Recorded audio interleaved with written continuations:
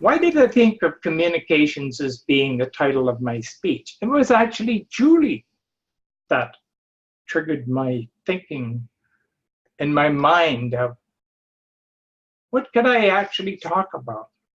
And she was talking about storytelling. And it flashed in a second into my mind. What could I talk about?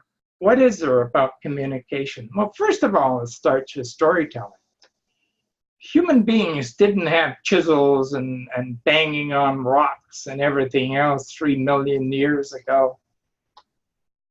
Once they had established a method of speaking to each other, so the language that they spoke in became the first way of communicating after the grunts and ums and ahs and that type of noise that they would have made between each other. And the stories started to be told. A lot of people in our world today think that, oh, history only goes back 12,500 years old because that's the oldest building we can actually find. But there's 50 or 60,000 years old. On the caves in Australia, there are pictures. And it was none other than Vic Lindo that pointed out to me that is stories. They used those pictures as a slideshow in order to tell the stories of their hunt and the animals that they were hunting.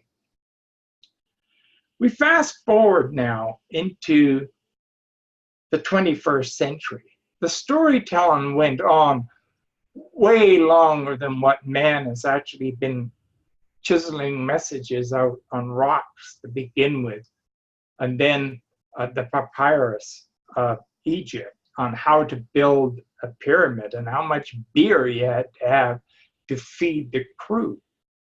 That actually started mathematics, would you believe? Although I think it goes back beyond that. In the start of the 21st century, we had emails. And that was probably the common thread that we were using in those days. I suppose some people were still writing with letters.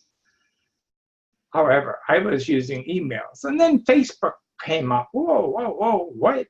We can almost instant chat to each other and get a beep out of our computer and, oh, who's sending us a message now? Or in my case, the beep comes through my hearing aids and I get this beep, but it didn't tell me whether it's Facebook or whatever that I'm getting.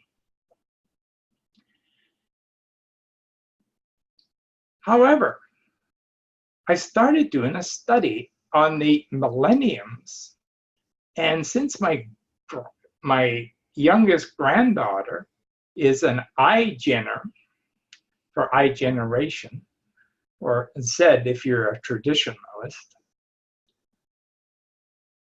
they don't communicate with Facebook anymore. That's a technology that their parents used.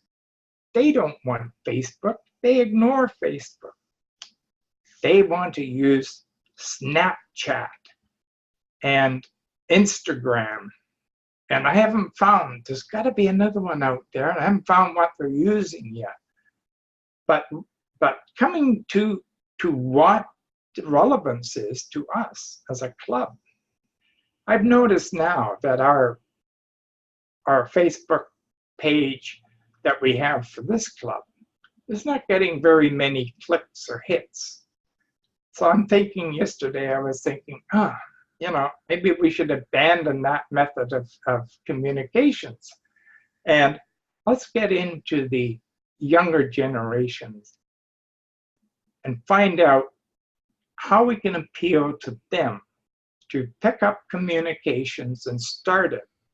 A lot of the Toastmasters that became great Toastmasters started in their 20s. They didn't wait and got going in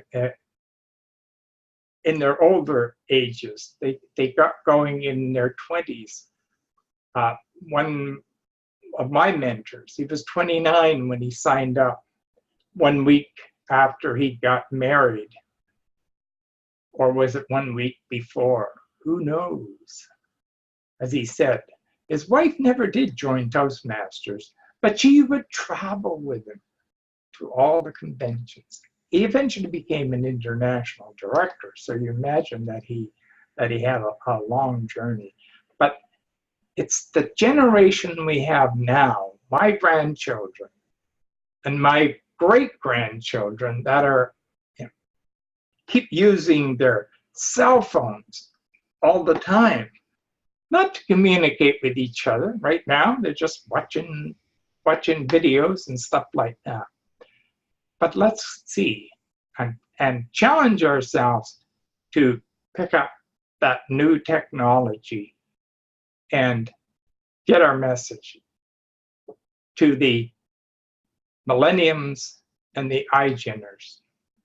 Mr. Toastmaster.